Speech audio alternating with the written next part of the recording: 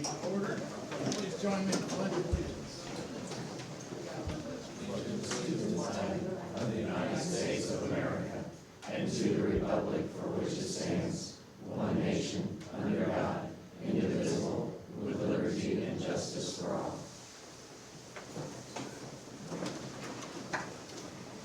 No patron comments.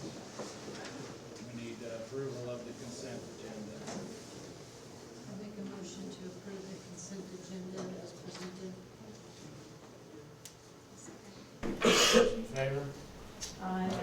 Opposed? Consent agenda is passed with two recognitions.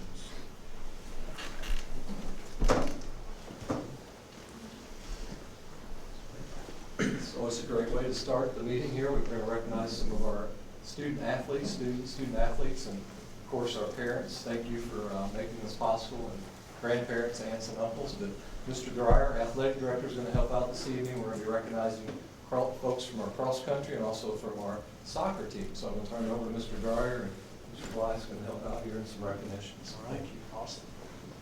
All right, so first off, we're going to recognize our cross-country runner.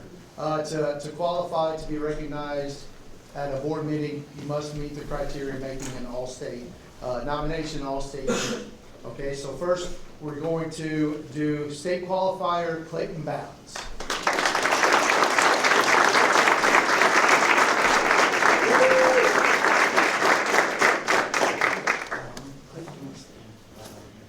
A little bit about Clayton here. Clayton Bounds had a remarkable career. Like I said, he's a senior as a PHS member, or as a member of the PHS cross-country team, earning nearly 24 medals over the last 4 years. He currently holds the Perryville High School record for fastest sophomore 5K time of 17 minutes flat, a time that is also ranked 6th fastest of any PHS cross-country runner. This year, his senior year, Clayton finished in the top 16 of every single regular season race, including 3 top 5 finishes and a first place finish at the PHS Cutlass Invitational. Additionally, he earned JCAA All Conference Honors, Class 4 All District Honors with a time of 17:26, which earned him the title of state qualifier in one of the most competitive districts in the state of Missouri.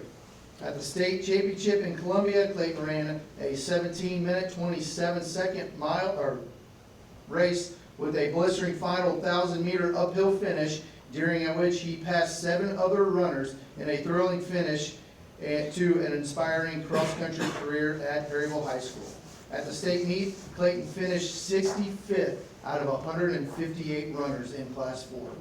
Clayton has a lot to be proud of during his career, and we want him to know that he has made the district proud as well.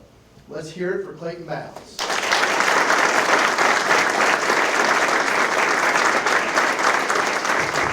I'm going to ask one of his coaches is here in attendance, Mr. Shattuck Schaefer, and his other coach, Tyson Brown.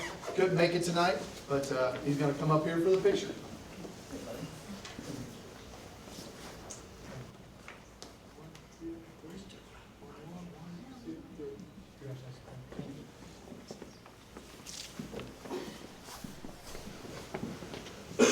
I'm going to stay in here now because I was just told I was in front of the camera. So,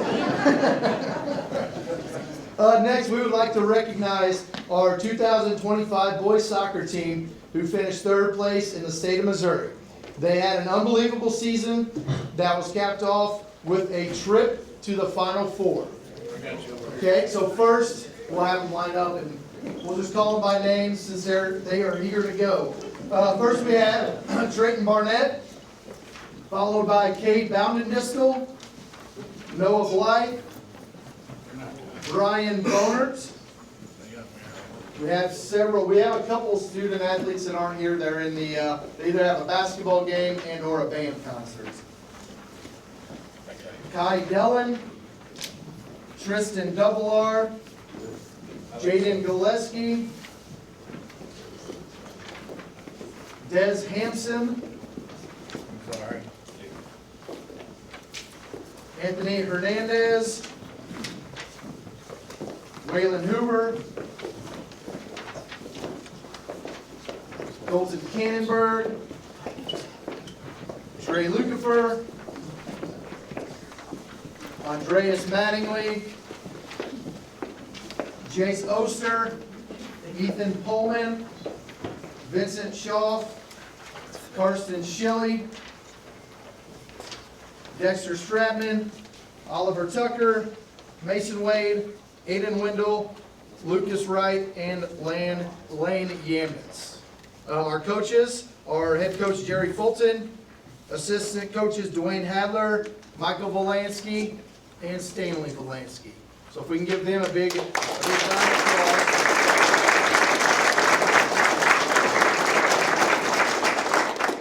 These guys finished this year with a 16-5 record.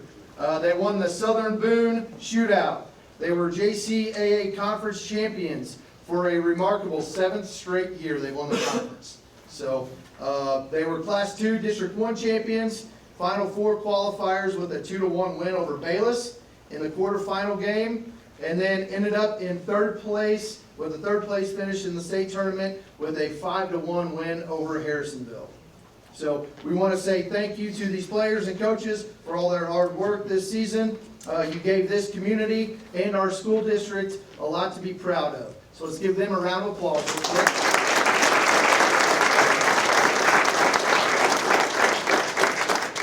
Then we also have some individual recognitions while we have everybody up here that we would like, again, to be recognized for an individual honor. These student athletes must earn an all-state recognition. So the following students, you'll have to come up here and get another certificate. All-state first team, all-state was Cade Boundedistel.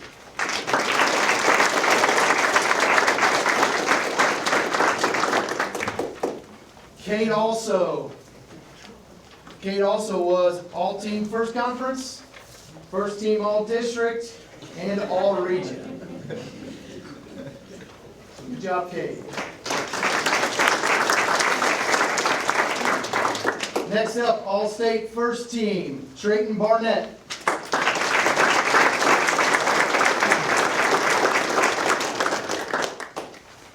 On top of being first team all-state, he was also first team all-conference, first team all-district, and all-region. And Coach Fulton shared with me out there a while ago that in the 3rd place game that we won 5-1, he tied a state record for most points in a game. So good job, Trayton.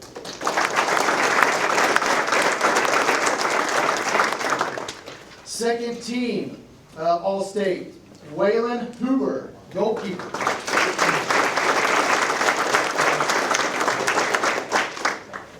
Okay, again, like the others, on top of being all-state, Waylon also earned first team all-conference honors, first team all-district, and all-region. Next up, we have honorable mention all-state, Karsten Schilly.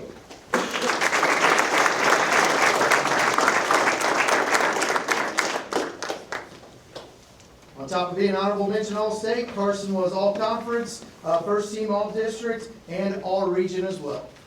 Good job, Carson. Next up, we have 2 members of the academic all-state team from the soccer team. So we always talk about our athletes being student athletes, with the student being first. So the Missouri Academic All-State Boys Soccer Team recognizes senior players excelling in both academics and soccer performance selected by the Missouri Coaches Association. These students athletically must have played successfully and contributed significantly to the team.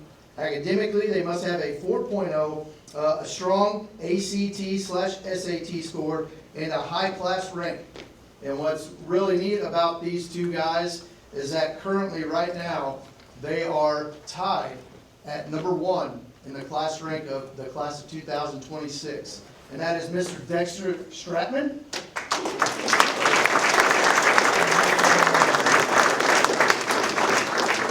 And Vincent Shaw.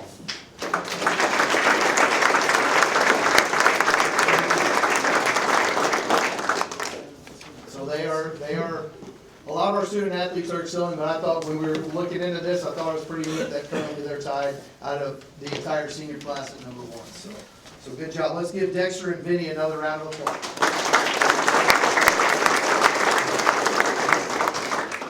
Okay, last but not least, we would like to recognize our head coach, Jerry Fulton.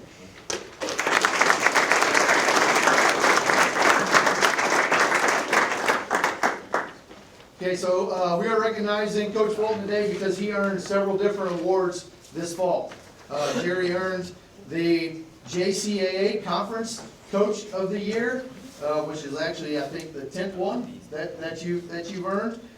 He was the All-Region Coach of the Year for public schools, and he was the All-State Coach of the Year in Missouri for public schools.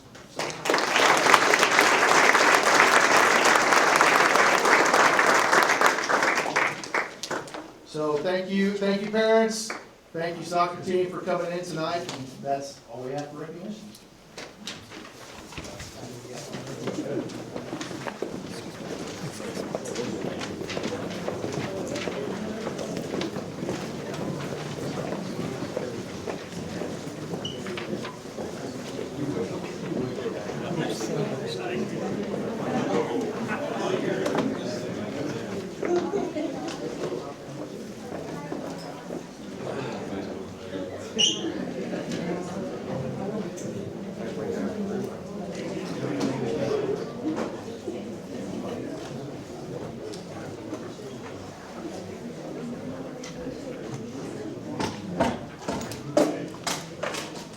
Moving on to new business, action items, the John T. Belcher Scholarship nomination.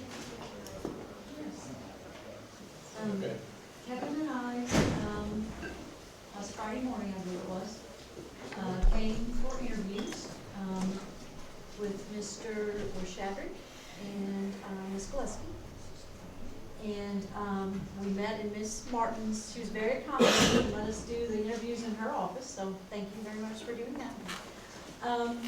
It's my understanding, last year we had 3 students that participated, this year we had 10. They looked at everybody's resume and kind of cut it down, and we interviewed 5. If you look at the requirements for the scholarship, that really kind of set things apart and kind of helped us guide us through, and also listening to the interview. We had some very, very, very positive interviews. A lot of energy, a lot of good plans once they graduate from Perryville, and a lot of good stories of things that they've done while they've been here at school. So it was very good. Kevin, got any comments?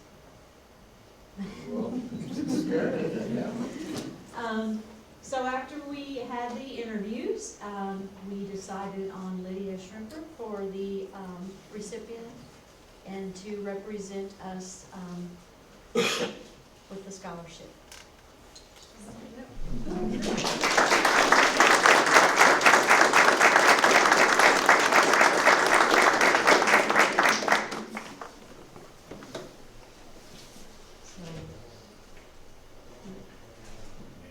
I'll make a motion to approve Lydia Schulbert as the MSBA John Belcher Scholarship nominee. Second. All those in favor? Aye. All those opposed? Congratulations, lady. Congratulations.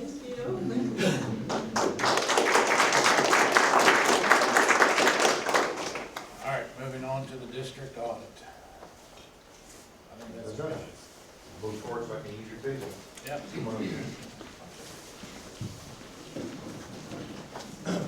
Good evening, my name is Scott Vanderman, thank you for having me up tonight.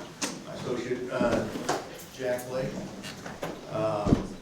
First of all, I just want to take an opportunity to thank the board for keeping us employed and coming up and working for you for a number of years.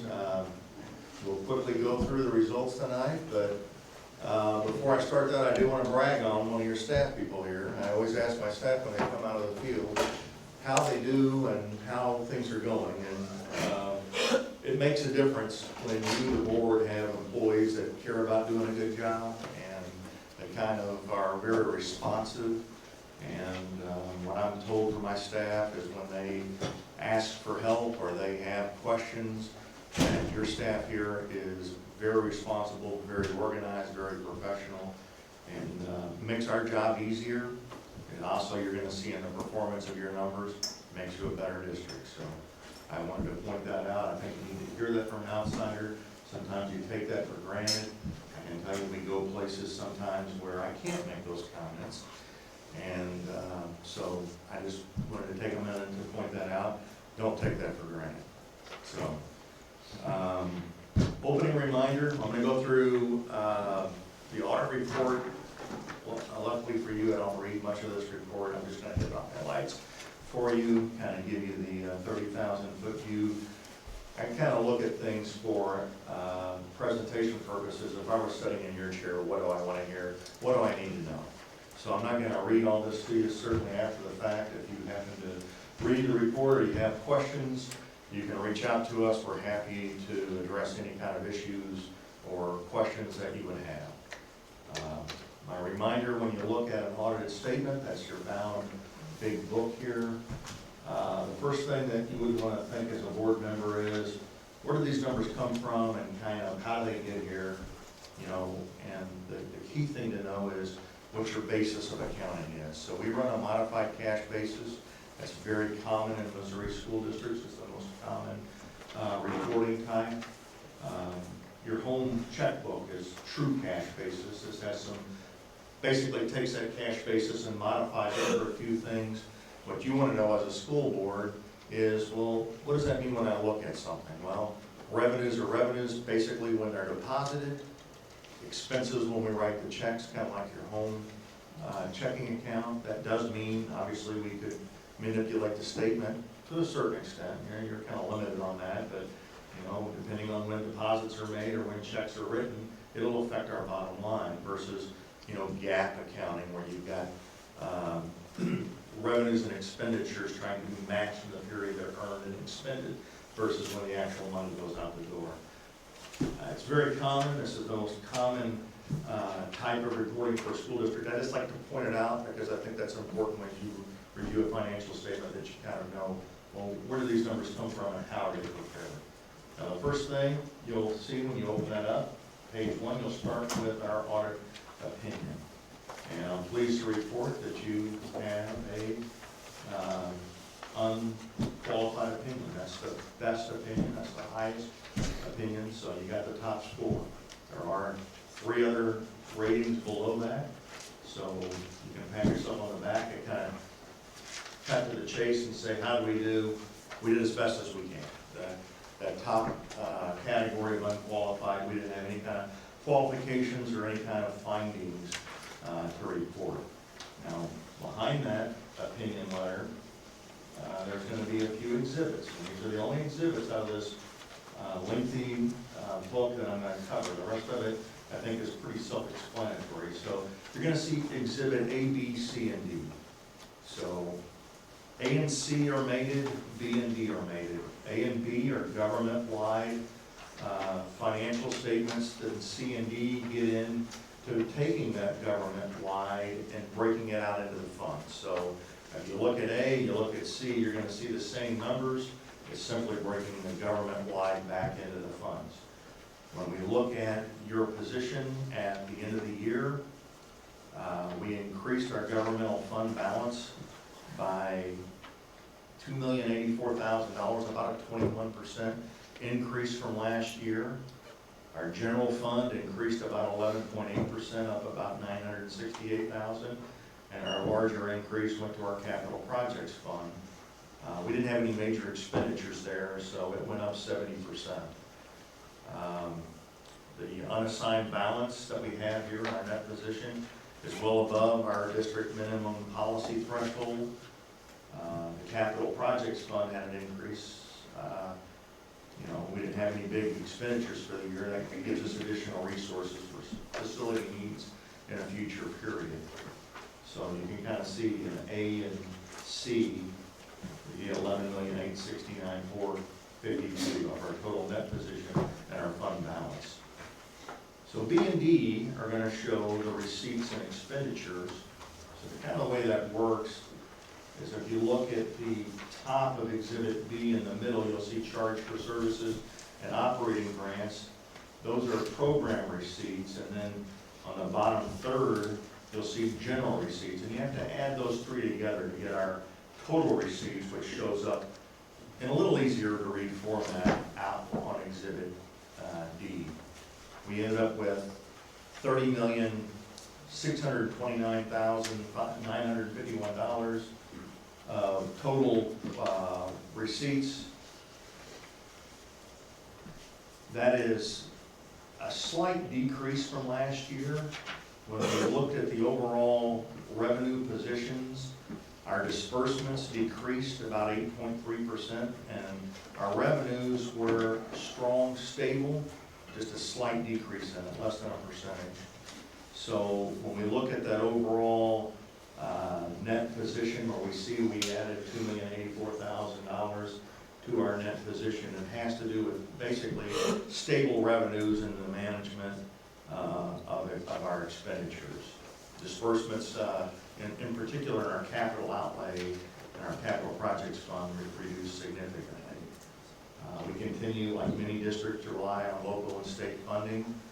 We had a little bit of a decline in federal funds for the year. Our federal funds were down about 19%. Our state revenue and local revenue was up 1% and 2% respectively. Essentially, that gave us about a wash in general receipts, but when we looked at the disbursements, they were down about a little over 8.3%. So that decrease of about $2.5 million gave us our overall net income for the year. Basically, that was the most significant thing that drove our bottom line, was a reduction in expenses. Federal revenues, as I mentioned, they decreased. That's not unusual.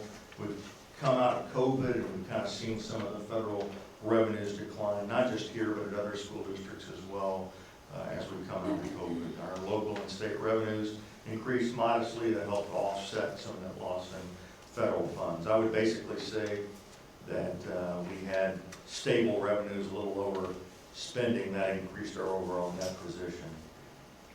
Back later in the report, you'll see state section and a federal section. The state section, essentially, again, an unqualified, unmodified, clean opinion. All funds were operated within budget amounts. We didn't have any negative variances. We had no material weaknesses, no federal findings. The only thing that we report, which is very common for a district of this size, is that there is a deficiency in the lack of segregation of duties. That's simply due to the number of personnel that we're able to employ. And again, that's very, very common, and I think there are things done here that kind of give additional oversight on that. So at the end of the year, we ended up increasing our total fund balance and our fund position. We remain pretty strong, or certainly, DESE, when they kind of look at you, we're going to be one of the more well-run, stronger districts. We're certainly not financially distressed, which we have seen with some of our Southeast Missouri districts. Our unrestricted fund balance is about 29.6% of annual expenditures. That's well above a Missouri benchmark of about 17 to 20. So that indicates a strong, healthy position that's going to put us in the top of Missouri school districts, in that top group. Certainly, getting back to your staff, you can pat to the board, I guess, pat yourself on the back as well, because our results show strong, stable, and good fiscal management. I'm going to turn over the review of the graphs. That's all I have in the audit report to review. You can go back and read through it, but I kind of give you the highlights, and that's pretty much what the highlights are. I'm going to turn it over to Jack and let him kind of review these graphs, which we put together a few years ago.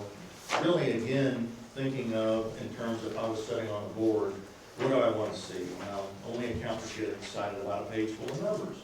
So we're trying to give you something that is really kind of giving you more of a trend. Where have we been and where are we going? So I got a couple graphs here to go over. First one, net position by year. Scott kind of talked about this, but $2 million fund balance increase in fiscal year 24-25, 21% increase, like he said. And then the total revenues, overall really consistent with prior year and years before. The only decrease really was the federal revenue, which was because the last of the ESSER money came through last year related to COVID. So that was the main difference. Disbursements, again, pretty much consistent with prior year. The main difference was capital outlay, and I think in '24, the last phase of the new middle school building came through, and that's why '23 was higher as well. Salaries and employee benefits, consistent with prior years, steady increase year to year, which is good.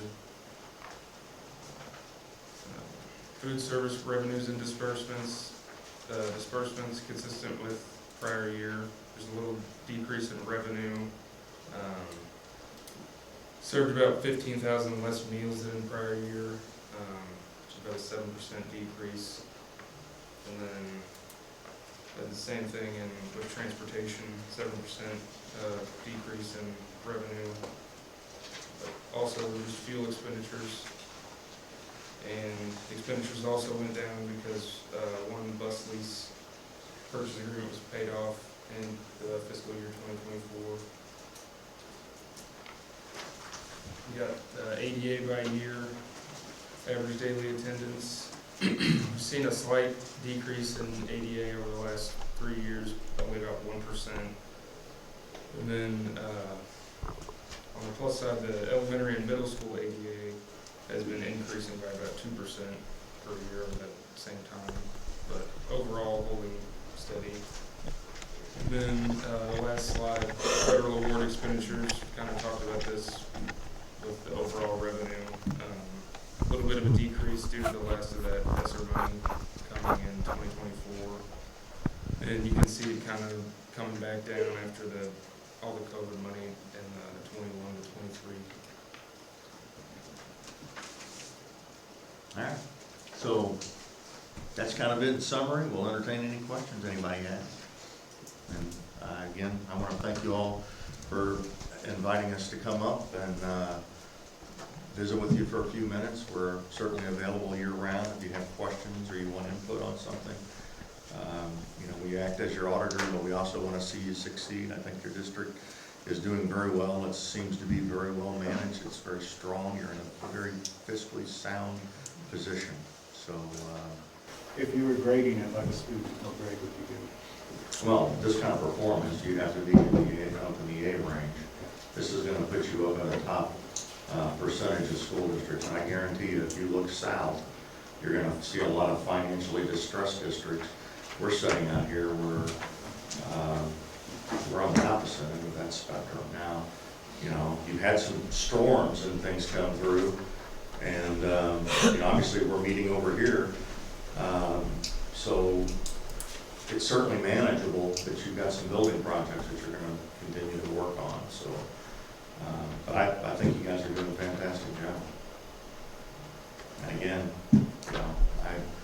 I think your staff, it shows to us when we ask for things and we're looking for things, they can immediately locate documentation we ask for. They're very, very responsive and quick, and that's usually a sign that people are on top of their game. They're kind of paying attention to what's going on, so that's well managed. Anything else? Thank you. Thank you very much. Make a motion to approve the district audit as presented by Vanderlyn CPA. Second. All those in favor? Aye. Opposed? Thank you, guys. Disagree? I'll wrap you if you need anything else. Next is the CTE enhancement grant proposal and request. Do you have copies? Everybody has copies. Do you want me to open the links, or do you want to It's do it? completely up to you guys. Really, what I'm seeking tonight is your permission to apply for the grant. It's December right now. The grant will open in January. So with your consent, I will apply in January, and that's where the last 2 years when I've talked to you, the timetable is worth reviewing because it is strange. Mr. Hayden told me almost 2.5 years ago it would take about 3 years before I truly understood the timing of CTE funding. He was wrong. I'm still not there. For example, last December, you approved us to purchase a forklift. Okay, no problem. We applied. We got approved in July. We ordered. Took forever to obtain. A lot of shipping delays, manufacturing, you know the works. We finally obtained the forklift this fall. We got the teacher. We sent the teacher to St. Louis to get certified. I submitted just last month for reimbursement for that forklift. It's still not over. Next spring, I'll have to fill out a final expenditure report and then submit a project summary to the state just to complete last year's proposal to you. So we're coming to you tonight to get permission to start that process all over again. Bottom line, I'm proud that we don't really purchase any equipment in this building with exclusively local funds. As you can see there, we're asking permission to pursue about $115,000 worth of items for approximately $33,000. But a little wiggle room in there for the fluctuating prices that's likely to occur between now and next July.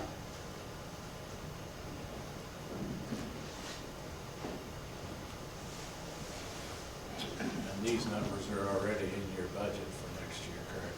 Well, we haven't submitted that yet. That will be in the early spring is when Dr. Jones will ask. Okay. So we're putting the district match into the budget. Yeah.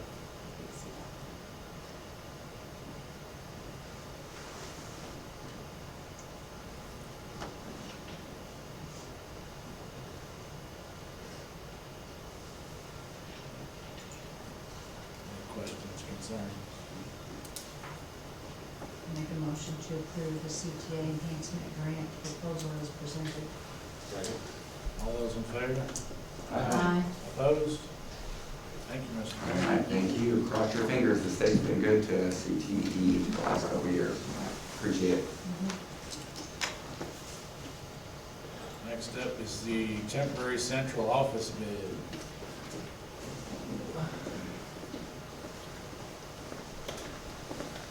Hello, everyone. Well, Thank you for having me. I have several handouts for you all.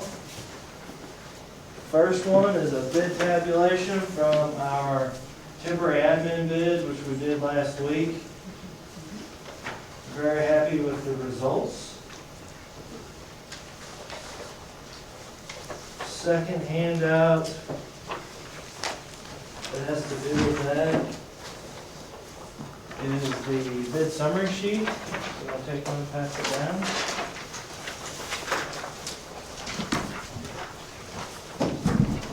So if you'll remember, our original budget when we were first talking about this, temporary admin / final ECC classrooms, we floated you guys a number that was just under $700,000. We put pencil to paper and stripped it down with Sapp and Associates and came up with a VE budget of $428,000. When we bid this last week, with the alternates, we were at $408,214.48. So that's 4.7% below our revised budget with everything that you guys wanted. And that's 41.5% below the original number that we were discussing with the more or less full configuration of the classroom. So this space will basically consist of a boardroom, a workroom, 6 workstations, and 6 offices, reception area, vestibule, some additional fencing outside in the playground area. We received 26 bids on 9 bid packages from reputable contractors. We did post-bid interviews with all of them. Below contractors checked out. Very happy with the results. The summary sheet that we have in front of you is a slight modification from the low. It includes using Burchardais flooring that you guys know is local and has been a big supporter of the school district. Depending on which scenario you go to, it's a matter of a few $100s to utilize them.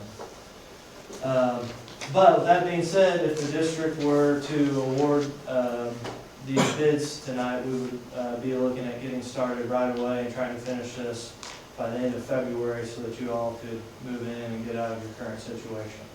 The permit as of today is ready to be paid for and picked up with the city of Perryville, so we've already gone through the permitting process with them. And the alternates that are included in that bid are a majority of the flooring that you'll need. There's carpet tile in there. There's casework that, again, you can utilize for the final classroom configuration. And there is a bathroom finished out in this area. So there's 4 bathrooms originally designed for the ECC. We have in the base bid rough end included for all 4 of those, and trimming out the bathroom that you will need for the admin as the alternate. So in the future, when you do decide to convert this to early childhood classrooms, everything will be there and ready. You'll just have to trim it out with the fixtures and a little bit of in-wall plumbing.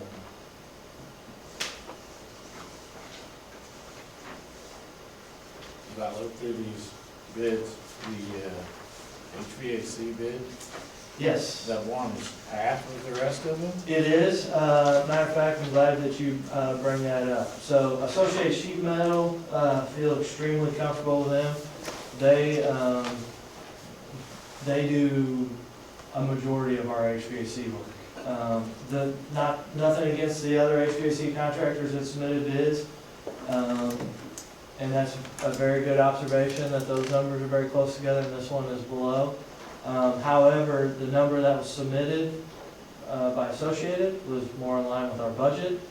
And just to give you a little bit of background on the HVAC system in here, the number that was submitted by Associated Sheet Metal, they've actually offered us an additional close to $20,000 reduction to even tighten up the design on it. So if you'll remember, you have parts and pieces of a working HVAC system down there that was designed for future classrooms.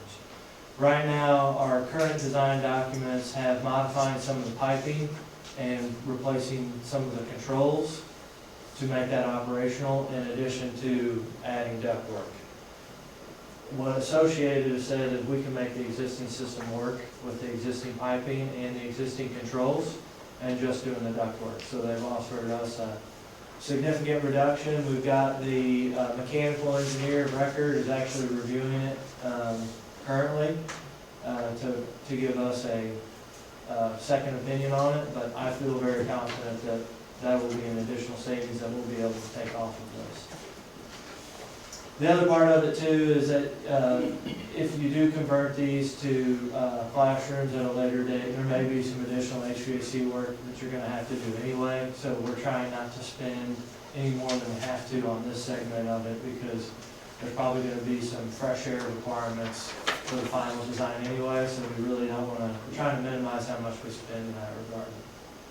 Were there any other local bids on electrical HVAC? We were actually really hoping Dryer was going to bid, and they were kind of teetering at the last minute because they picked up another job the day before that they had bid a while back and had somewhat forgotten about, and they found out the day before this bid that they got award on it, and I know they were really conflicted about it, but to their benefit, they didn't want to do a disservice to the school district and bid a job and then get it and not be able to man it properly. I talked to Garrett about that. He said to apologize for everybody. He, don't not quote him again, because it just, the timing was just bad. He said he'd love to quote him. And he's also on board doing some of the demobilization work for us right now with some of the temporary buildings, and I know that's kind of a constraint for him too, so. That was the only one? That's, yeah. No HVAC local? No, we sent this out to over 40 contractors, and we We advertised for it locally. So they had the opportunity. They did, and it's, you have to remember too, this was an extremely tight turnaround on bid date, because we had Thanksgiving that fell in the middle of this. We actually had contemplated, issuing an addendum to postpone the bid, but we were trying to originally meet this date so we could come before you with the board. And we were making calls, and we thought we were gonna have good bid coverage, and we did, so we left it.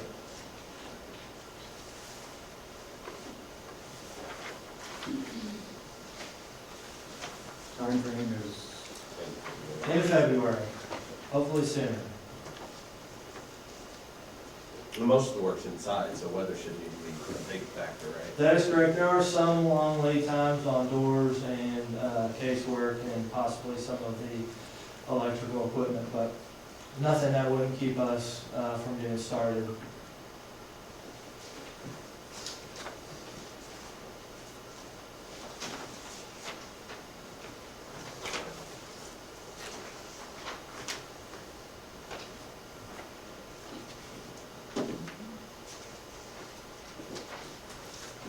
I really want to make a motion, but I don't know exactly how to phrase it. Well, you could make a motion. I was looking at it like, You could make a motion to accept the bids with all alternates in the amount of $408,214.28. what he said. As presented by Colin. And then if we get approval from the engineer on the value engineering of the mechanical system, we will deduct that as a change order. You said it's 20,000? Yes, $20,000. you repeat that, 408,000. $214.48. Oh, does that include the few $100 more choosing we shared? It does.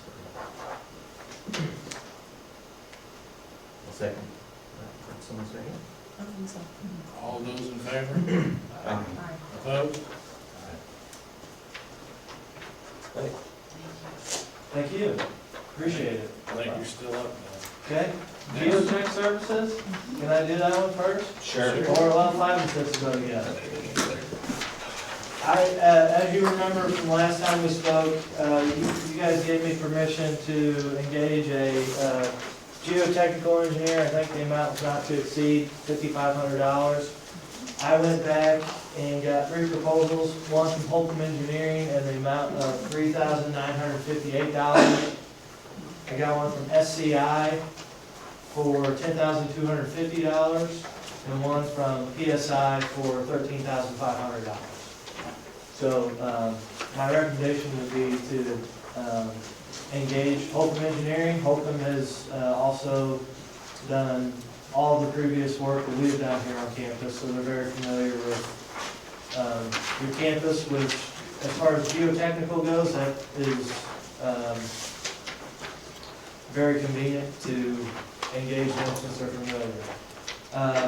What I sent them was, if you'll remember last time, we talked about locations, and that has somewhat changed since the last time we've met. So I gave you just a real quick recap of where, all the places that we looked. So the first one was down below the middle school on the third, what I call the third practice field. That's on the first page. Second one was the, if you'll remember, I told you we kind of looked at the front entrance of the elementary. Third one is the parking lot just outside here. And the fourth one has 3 different configurations, one each on the football field, and the middle one being in the parking lot area. All of these shapes that you see here are roughly 33,000 square feet, which roughly is same footprint that we were giving you ballpark numbers on cost per square foot, which is also the same square footage of the Learning Expo, which is 32,000 to 33,000 square feet. Since then, we went back and realized that a lot of these locations, you couldn't do 33,000 square feet, but also at the same time, the Learning Expo, if you look at just the classroom space, you may not need the 33,000 square feet. So with with looking at all of these spots, the last two that we had talked about in particular was, last three was the parking lot between the two football fields, this parking lot just outside, and the third maintenance, building. The third football field. The third football field and this parking lot out here are really restricting in size and shape that you can obtain. They're probably going to be no wider than 100 feet.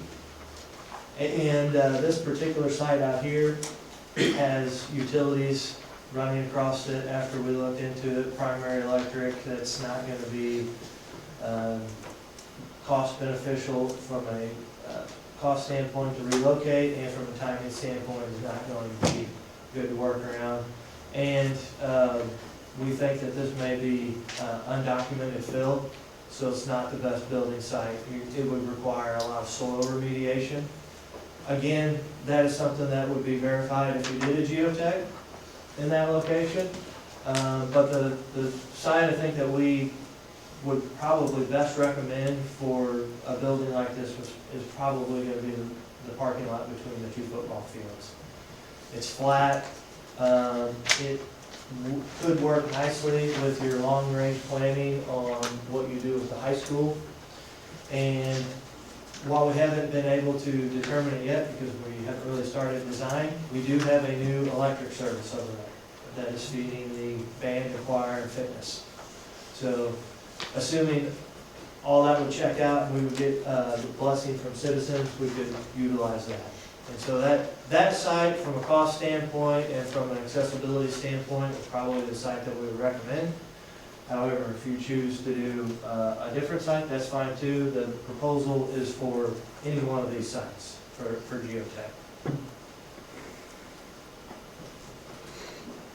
So do you guesstimate that this parking lot space may be a cost savings because of all the Yes. things you mentioned? It is, without knowing what the geotech says, this appears to be the cheapest site because it's going to require the least amount of site work.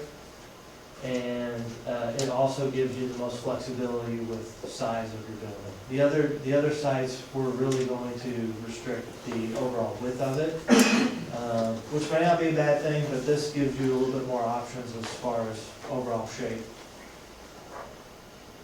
Well, and you've got utilities there too. You do have some utilities there, and as far as location, this location was nice and convenient. The third football field location was kind of off the beaten path.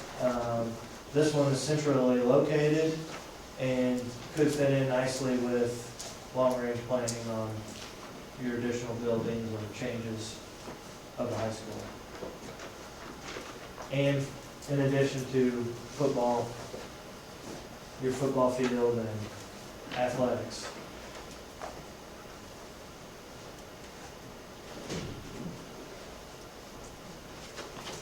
Dr. Jones, my first impression is buses and parking for sporting events.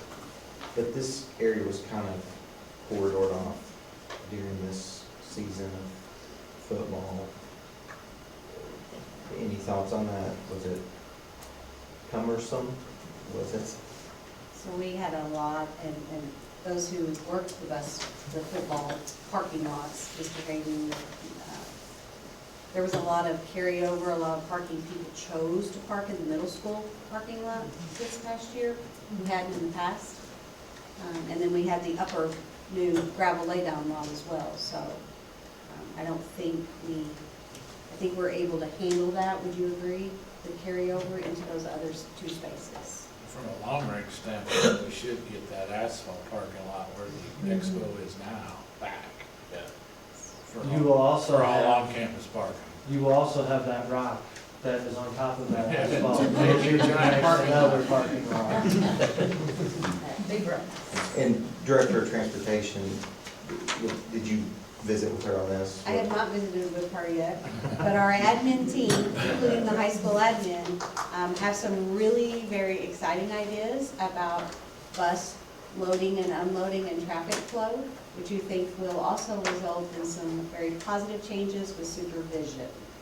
So we're very excited about that and anxious to share that with Sarah at some point, if this is the chosen place. But that conversation just led to a lot of really good ideas that we think will be good for kids, easier and better supervision, and less children out and staff in the weather and the elements.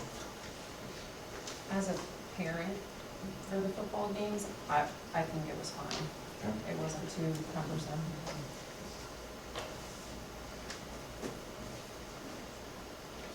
Well, we were speaking of end use, the positive, it's closer relatively, but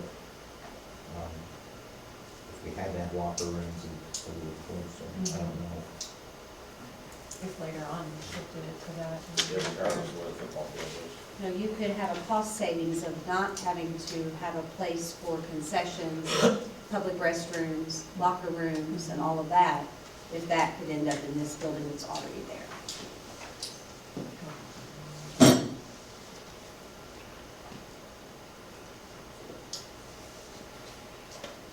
Colin, it looks like it, but that maintains the correct width for traffic.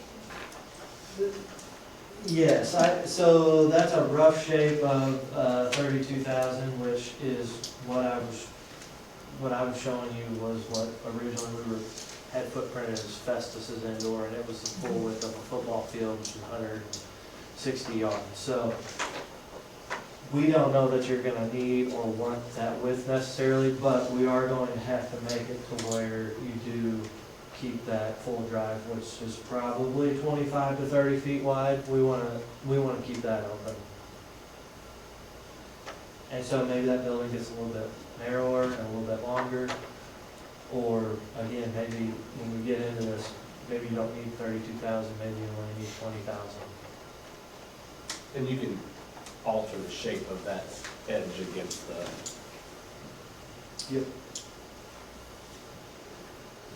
The final shape is something that we give to SAP, so we need this many classrooms, and here's where we're gonna let you put it, and they kind of lay that out. Yes, the intent is that we would start fast tracking this design. We would do the geotech, start doing surveys, get the civil going, order a metal building based on the size, and then even if we had a lot of time to plan this project, which you don't, on these particular metal buildings, you kind of have to get the cart in front of the horse. And so we're ordering a building, and we're designing the contents inside of it to work with whatever shape that you guys decide to go with. But yes, the architect would then help us with life safety and egress and occupancy numbers and bathrooms and exits and how many classrooms that you can have, and those sorts, in addition to the mechanical, electrical, plumbing, and structural. Are there some standards on size though? For classrooms? No, with the building. No. And just as a general rule of thumb, a building like this, the bigger you get, the cheaper it gets.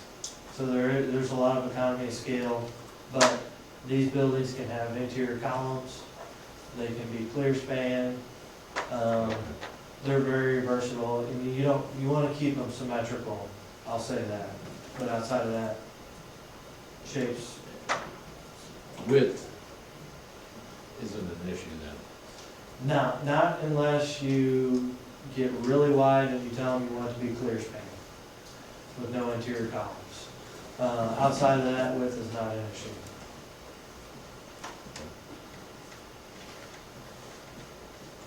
When you say really wide, you're talking about substantially wider than this.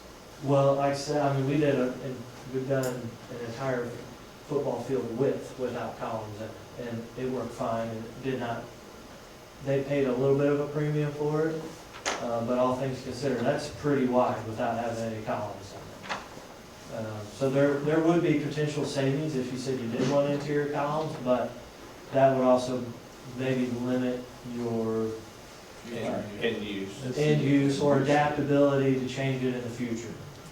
But with that being said, everything that we put in here, this is what I like about these types of buildings. We started doing this a lot with K through 12 and higher ed, especially higher ed, because things change in higher ed. Like Mineral Area College and Jefferson Community College, there's trends with that, and they change. And so we're constantly going into brick and mortar buildings and renovating them for the next thing, and it's really costly. So a building like this would be pretty cheap for you guys in the future, because it would be metal studs and drywall, it's a metal building. It would be really cost efficient to go in and remodel it if we choose 5, 10, 15, 20 years from now and renovate it. It would be much cheaper to do it on a building like this than block and brick.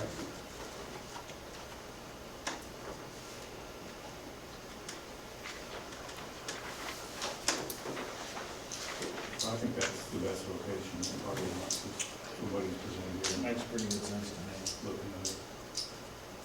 Well, like I said, it fits into the long term, I mean, some of the stuff they presented for the final layout and stuff.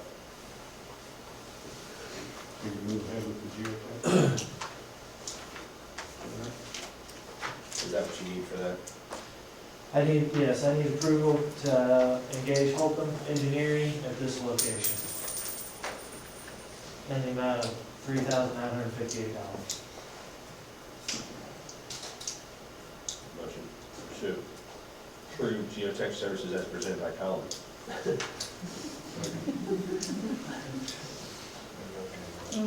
All those in favor? Aye. All those opposed? All right. Thanks.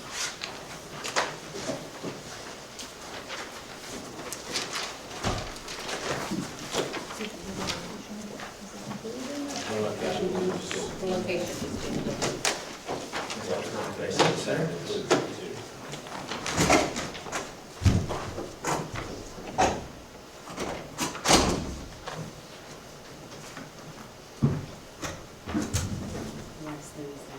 Yeah.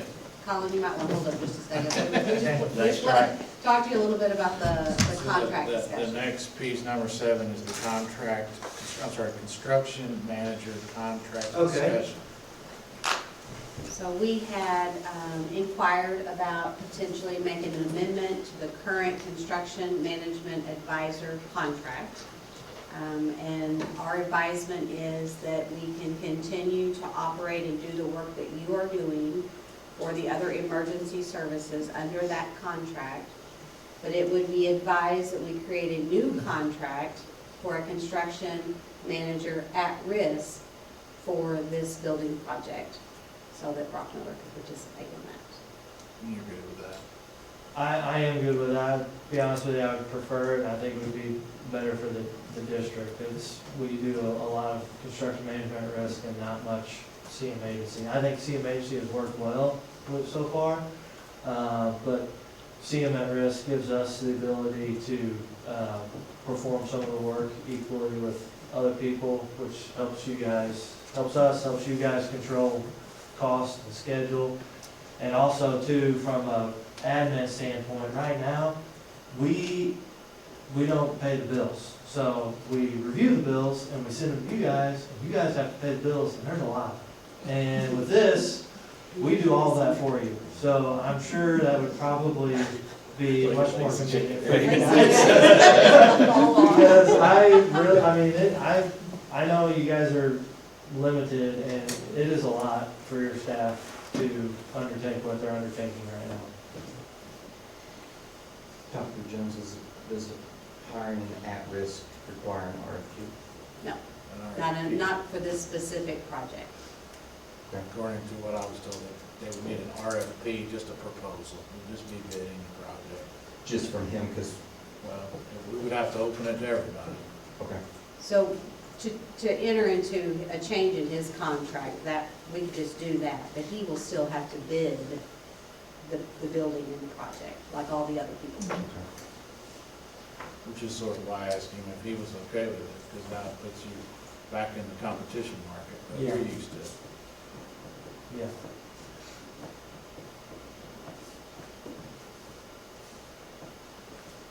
So we need a motion to put that. Didn't you do that for us on the primary?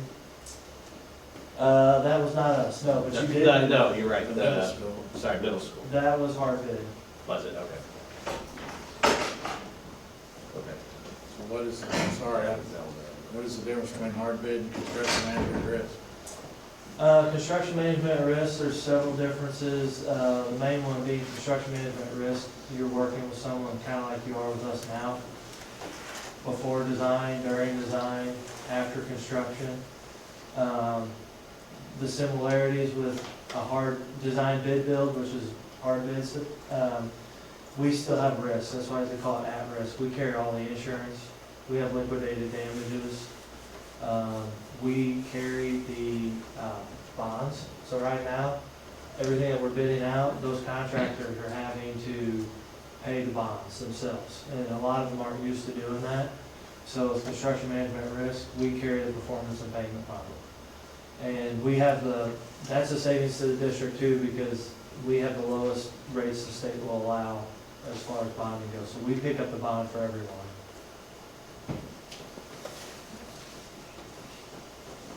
I would need a motion for the board to engage, having a lawyer draw up that contract for you all to review. But that contract would that contract come before the RFP?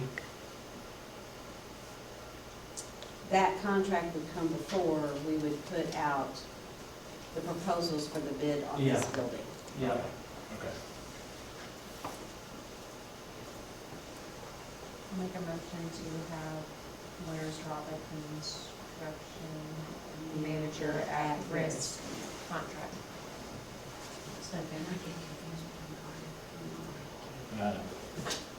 All those in favor? Aye. Opposed? All right. I think we're done with you now. Okay. Thanks. Thanks, Scott.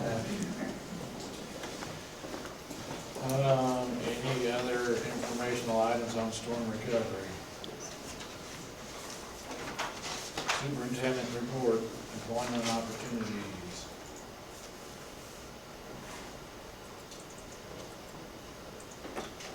We didn't include this in the board packet that was sent out on Friday. We're excited to say, and I've got some administrators in here that'll be excited after this evening's closed session.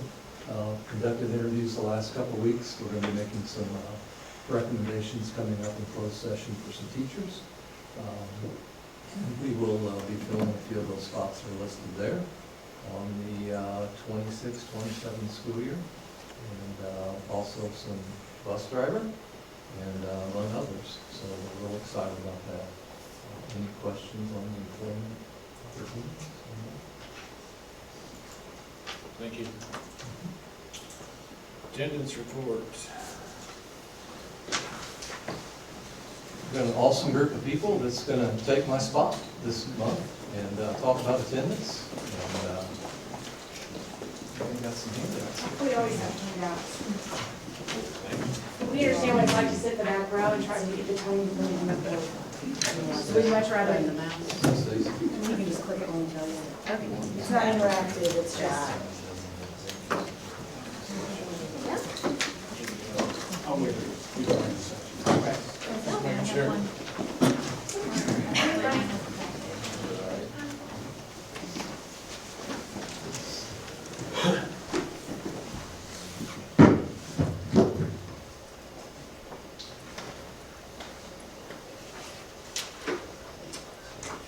Mr. Hayden had kind of just came to us and asked us if we wouldn't mind just to present to you guys kind of attendance, so kind of you can go to the next slide after Jones. So kind of overall, what we're gonna kind of cover today for you guys is kind of what we did last year that worked, why we did it again this year. We're gonna talk to you a little bit about some of the things, so in the packet that I just gave you is any kind of communication that we sent out to parents or the community, to try to get them involved in getting their kids to school every day. And then just kind of some checklists, different things that we have going on, and at the very end, our last slide, each building will kind of give you a little heads up on how it's going in their building this year. Next. Sorry, hi, I'm fine. So last year, we started with some building incentives. They varied a little bit across the primary, elementary, middle school, and high school. And then we enacted on student and parent conferences. Some were on the phone, some were in person. They look different based off the needs we had. We started a monthly attendance letter that is automated once a month, and we also are doing some daily text reminders. And we made sure our consistency, our communication was in line. And so that was last year, and then rolling into this year, we have some slides of our current progress. So we started kind of, I feel like attendance kind of makes all of our eyes twitch at this point. We started back in probably January, looking at what we did last year, what worked, didn't work, trying to make sure that we had consistency with our parents, that they knew what our expectations were. And so this is the exact document that went home with every parent at open house. If they weren't at open house, then it got sent to them, letting them know kind of how we updated it stepwise. Some of the things that we tweaked on it was we kind of took out specific days. Our previous procedures was very day specific. So it was like on day 3, you're gonna do this, on day 5. Well, what happens if it's the second week of school and you break your arm and you're out for a week? Well, then all of a sudden now you're on day 7. Well, am I supposed to be doing a DFS referral because you missed 7 days? No. And so this allowed us to kind of make that subjective piece, give parents the benefit of the doubt, those kind of things. And this is also the first time that I guess that we mentioned the grade reduction was the big thing for this year. So we also worked on putting out some graphics that have been shared on our platforms with Facebook, and then also with our parents. And one of them is we just recommended possible days to try to hit those doctor appointments or family trips, just to make it easier for parents at a glance to see there are pockets that we can try to hit some of these appointments that are pulling them out of school in that instructional time. And so that's what this one was covering.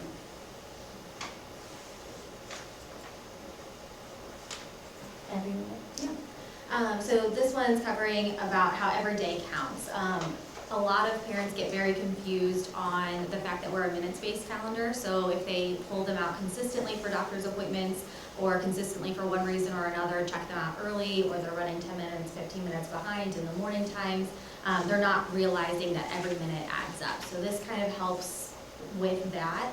It also helps give them a better depiction of how many days they can miss in order to reach that 90%, because it's really hard for parents in the community to be like, okay, what does 90% mean? How do I know if my kid is at 90%? So a lot of our communication, building-wide and then district-wide, has been trying to help parents understand what that 90% means, and how many days they can miss per month and still get to that 90% attendance, how many days they can miss throughout the year and still receive that 90% attendance. So this graphic really helps showcase that. It's really comical. The parents that call us the most, that are most concerned about how we are meeting attendance, are not even on our radar. So I had a parent call me last week that was all frantic that it was red and it says unexcused. It was her child's first absence since kindergarten. And I was like, it's okay. Like, so we really want them to know that it's important, but we do understand that within the 90%, that means you can miss 16 days for the whole school year. So that gives lots of opportunities for appointments and, you know, different illnesses and that kind of stuff. Go ahead. Interrupt. Is Infinite Campus forcing you to call that unexcused? Yes. Is there a way to just call it absence? No, so we, that was probably the topic of discussion at every assistant principal meeting last year, was why did it not just say absent? So then our option was, we could either do unexcused or excused. Well, the problem that we ran into prior to this big initiative was parents found like unexcused, and it was no big deal. Like it was unexcused, it was green, it's fine, you can miss as many excused days. You can miss as many excused days as possible because it's excused. I feel better about excused. And so that's why we decided we needed to go with the unexcused, but we always just pay attention to the notes. And a lot of the parents that I've been in communication with, whenever it was that excused absence, they thought that the excused meant that it didn't count towards their attendance and it didn't count towards their total absences, so it led to a lot of confusion. And it led to a lot of parent contention where it really didn't need to be of like, hey, this is what happened, this needs to be excused, and just that kind of back and forth that was really unnecessary. Parents see that red and initially they're like, oh my gosh, it's an excuse, what can I do? And then they call and I can simply explain to them everything's that color. I don't pay attention to the unexcused, I just pay attention to the note section. And I walk them through how to hover over the note section in their Infinite Campus so they can read exactly what's in their note for their student. And I say, as long as it says mom called, dad called, there's a doctor's note, all of those things, that's what I'm looking for. And I really put them at ease. Infinite Campus, don't customize. No, and John Tucker and Dan Query, when they were here, they tried multiple times to say like, what if you tried this, or what if you tried that, and the camp's like, we can't, They basically said that there's only a certain amount of buttons and they won't. we will not add a special button for us. We thought was great. Mr. Sattler, to answer your question, would be real easy, we can just put an A. Sure. And they've heard me say this for the last 3 years, and Mr. Tucker's back there, Mr. Query before that. Yep. We've tried to get special, and they said, all their districts, and I said, no, this is the way to do it. And so we've tried real hard, but, Well, when it says unexcused, it gets their attention. They see it. Red does too. Yeah, red. And really, if any parents ever call you, just really tell them to focus on the note section. We actually talked in our meeting this week that we really want to promote a better job of communicating with parents for how to check that. So that's something that we will be doing definitely at the beginning of next year and at the beginning of second semester, like really educating our parents on how they can check the attendance and make sure that the note is there. Because that's what I tell the parents, what does the note say? Doesn't matter what the color says, just what does the note say? So one thing that Ms. Ackerman created for us this year was an attendance checklist. And it was more for the organization piece on our part to know what steps we've already followed and what we have done. Because occasionally a kid can slip through the cracks if they've been gone for 4 days and maybe had a day prior. So this allows us to just keep track, hey, I've emailed, I've already made a phone call, but I haven't met the student yet. So we're able to track that, and then if we needed to get to the juvenile officer piece, like, if we had to get to that moment, we have all our documentation on one piece of paper, what we've done. It's more for us than it is for anybody else, but it's been very helpful in making sure we're meeting more of our students. So this slide, oh, nope, it did not get updated according to Mr. Hayden. I tried to send it at the end of the day today, and that is okay. So the high school's part is gonna be a little bit off, and then middle school is also a hair off. Not a big deal. So, no, that's correct. Sorry, I slipped it on. Yep, that was updated. We are good. So you can notice, Perryville Primary, they have a 91.5 currently, and this is our calculation of the 90 for 90. We take our total number of students and we tell you how many are below 90 and how many are above. I know for middle school, I can have 44. Below 90% to still hit the goal. However, what you need to understand right now, we have till the end of the year. So some of our kids may have missed 8 days as of today, but every day that they're here, they start gaining that back. So as of tomorrow, I am hoping I'm gonna be closer to 89, just because I have about 12 kids right on the cusp. The rule of thumb is about 2 days per month. That keeps you about 90. So at this point, at this time of year, like you can be at like almost 8 days, 7, 8 days is where you could be and still be at 90%. So that's kind of what, in theory, for the whole school year, you could miss about 2 days a month. And that allows you to still stay with that 90%. So if you did have the flu and you're over the 8 days, you could come back from that. And that's when those student conferences come up a lot, where we meet with those kiddos to decide how we can help them second semester. And one of the other things is to take into consideration, like when you look at these numbers, my elementary says that I have 452 kids. I have 437 students, but one of the things to take into consideration is that any student that was enrolled at Perryville Elementary as of August 20th, and they were under 90 when they left, I take a hit on their attendance. Like, I hold on to under 90. So that's why. So I'm getting credit for 452 kids where I only have 437 that are currently in my building. And so that's something to take consideration, because that's a huge thing. If we could storm the doors of DESE, we would definitely be like, what are you doing to us? Because a lot of our transient students that move miss about a week of school and then decide to move and stuff, you know. And when we calculate this, like Dr. Berson was saying, we calculate the total number of students versus the total number of students that are below 90% to give us our 90-90 data. When DESE does it, they have a very long formula, and they take those things into consideration, and we have different percentages for those kids. We have different percentages for kids that only come to school part-time per their IEP, all of those things. So those are also not calculated in here. So our percentages might be a little higher than what DESE gives us at the end. Our percentages right here will be a little lower than what DESE might give us at the end, because they'll give us some credit for those students being only here partial time of the year and then partial time of the school year too, or school day. So suppose you have a parent that's logged out at Infinite Campus or not watching that.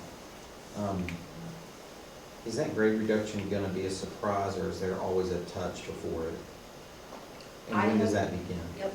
So at the middle school, since it was new this year, we made sure this went on at the very beginning. And then I am making contact with most students or parents by day 3. And I'm already having a conversation with them about the new procedure. I don't want them to be caught off guard. So they've already heard it from me verbally on the phone. We also have a letter that goes home that says they now meet that 9 days. So here's where they would technically fall, but they do have an appeal process. Because there are circumstances where kids miss more than 9 days, but they shouldn't be receiving a grade reduction because it's medically based or something along those lines. But I can speak on the middle school side, all parents have heard from me, at least twice. High school, same thing. They get email, they get the phone call. Mr. Brooks contacts the student, so the student actually is the first contact. And a lot of this has been education for the students as well, because it's new. This semester, we also offered supports so that students can gain back some time. We have after-school academic lab that they can gain, like, it's an hour and 15 minutes, and they go to that. They can earn an hour of time back. On certain days, it's English, or it's math, or it's science. So if there's a particular class that they're not doing well in, maybe it's the one that they're always missing, maybe they're coming to late first hour. So we can kind of guide them to the right teacher. So we're trying to. That would offset that particular class? Yes, yes. So we're offering supports for students because this is new to them, it's new to the families. So we didn't want to just not have that safety net to help out.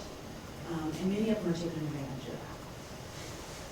One of the things we're going to be doing at the elementary to make sure that this starts to be a conversation, we don't do grade reduction. However, I will be sending out communication to my parents from now to the end of the year, letting them know about grade reduction, especially some of my chronic truant students, letting them know that this is something that's coming their way next year.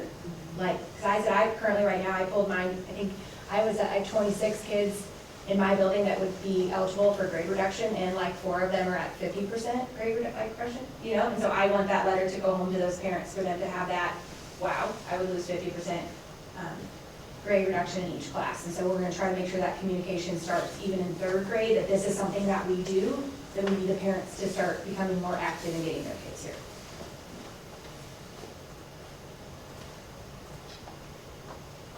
So overall, guys, just kind of attendance-wise, it's been going really well this year for the most part. I feel like elementary, we dialed back a little bit on our incentives this year because we didn't really see the bang for our buck to miss out on the instructional, like core content time last year. And so this year, we're doing more incentives during special area, recess, and lunch. So we're not going quite as hog wild or a little bit excessive amount of time out of the classroom. We want to get that core content, we want to get that academic time in, and so we're doing a little bit less. We'll see if it affects my score this year. So I didn't see the bang for the buck last year, so I thought I needed to try something different. I'm doing a lot more kind of following Dr. Versman's lead on more student conferences, meeting with the students, meeting with the parents. Our SROs are super helpful in being involved in going to the houses of students. They're also meeting with students with us, and so we're holding above 90 barely, but we're holding there. Primary, kind of same, touch on the same, elementary and primary both do a couple of the same incentives and things like that. Primary is above 90% on our 90 data for the first time in at least 3 years, if not longer. And we've held above 90% on our 90 data for the last month and a half to 2 months. So it's been a very consistent thing this school year, which we're very, very excited about. We focused this year on celebrating students who are in attendance and making it a celebration and making it a positive thing. So we do attendance assemblies every single month, and we celebrate kids who that previous month had over 90% or 100% attendance. So every single month, these students have a new opportunity to get those attendance scores, and it starts over each month so we can celebrate more kids. And that way, if they did have the flu in October, November, December comes around, they have opportunity to still have 100% attendance for November month and still receive those awards. So we do that during special area to decrease instructional missing minutes. We also do surprise attendance days. And on our surprise attendance days, every single student that's in attendance in the building gets to participate. And so again, that celebration of you're here, we're excited you're here, thank you for coming to school. And on both of those days, we have that attendance conversation. We talk to them about 90-90, we talk to them about to keep 90%, we only can miss 1 or 2 days a month, and just have those conversations. One of the big changes we made this year was our conferences that we do with parents for our attendance meetings. I brought in this actual classroom teacher, and they can kind of touch on how their attendance has affected their classroom performance. At primary level, we do a lot of things in the classroom that are not worksheets. They can't just be taken home and be completed at home. It's a lot of in-class, hands-on learning. They have to be present for in order to gain that academic growth. And so the teacher can kind of touch on that, and then I can make it more applicable to them and that child, how it's actually affecting them, why we really need them to be at school so we can see those academic gains. Is the overall trend going up the Yes. last couple of years? It has been pretty consistent. We've always stayed around 88 to 89%. This is the highest it's been. So in any of the buildings, at the end of the year, how many do you have perfect attendance for the year? Because I just remember growing up, perfect attendance was kind of a big deal. Less than 10 in middle school by the end of the year. I want to say maybe it was 6 last year. I think I had like 12 perfect attendance last year, and then I think I had like 40, I called it nearly perfect, which means they didn't even miss 1%. And I had like 40 to 45 kids that were like nearly perfect, which means they were signed out one time for like 30 minutes. But I came late one time. But it was probably close to like maybe just about 15, the perfect. So are they recognized? The ones with Yeah, we do perfect them at the end, attendance? yeah, at the end of the year assembly, I think. I graduated with a girl who never, ever missed a day. I had a guy in my class, his entire family of 4 kids, didn't miss a day from kindergarten through high school. I don't know what the mom was feeding them. All 4 kids, She wanted perfect all 4 attendance. kids out of the 13 house. years. Yes. Vacations are definitely becoming more prevalent. We're definitely seeing, I've seen that just over my 7 years of administration. Vacations are becoming quite a big deal. And they're not even like 2-day vacations, they're like week and a half day vacations. And so they miss 8 days of school, and then they want to get mad at us when we mark one of their absences as unexcused when they're sick. So like I said, the vacations are definitely upticking, but they take them to Florida and Disney World, and I think I had one girl go to Hawaii. So, Off season. yeah, I know it's cheaper, and I understand why, and the next parent even tells me, it's cheaper if I go now, and I'm like, yeah, but I need to. Send them to summer school then. Yeah. I'd like to thank this group here, Mr. Heck, Mr. Martin, Mrs. Harris, Dr. Larson, Ms. Ackerman. I can't leave out Mr. Dryer back here in the back. They have the luxury of getting to see me at least once a month, every other Tuesday or something like that. And I forgot to mention yesterday, Miss Class Time is. So we really emphasize that. It's one thing to do a worksheet, but it's another thing to be in the classroom and getting instruction from the teachers. So, but thank them, and also our building administrators that are here, and the importance of kids being here and the positives. So, thank you. Good job. Very good. Thank you. Thank you.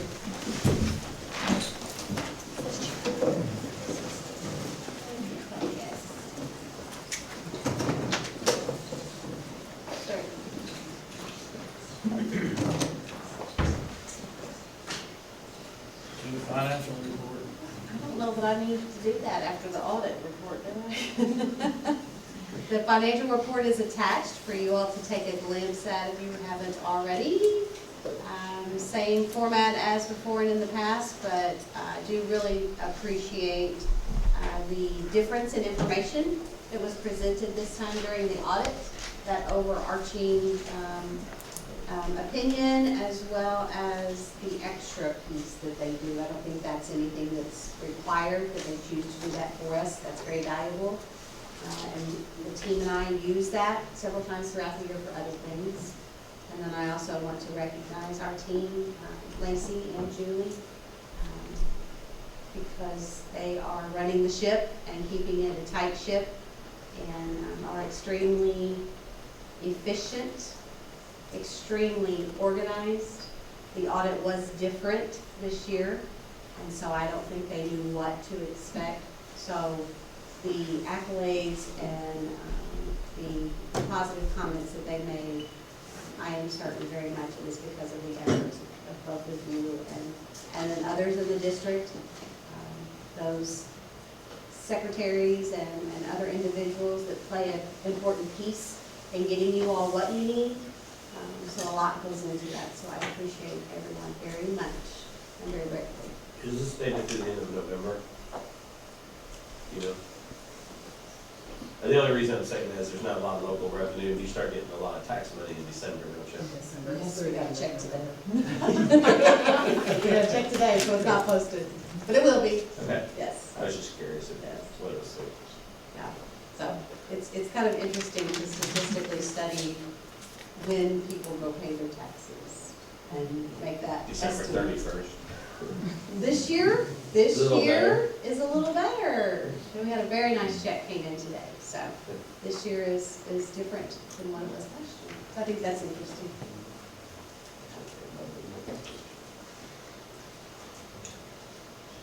Any other questions about the financial report? The tornado revenue and expense report, we kind of looked at that earlier, any questions or comments?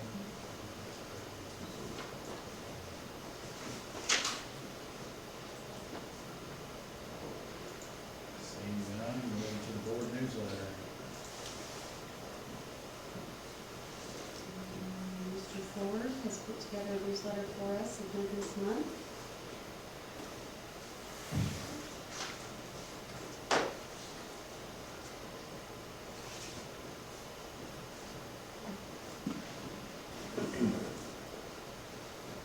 The list of the upcoming events is so appreciated. Oh, yeah. Once you get into basketball, it's A lot of dates. It's very much appreciated to have this all in one place.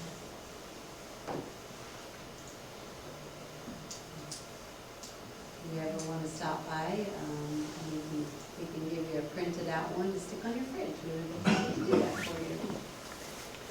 I've got some weird, it's got a background thing going on with it, so, but I do appreciate this very much. Yeah.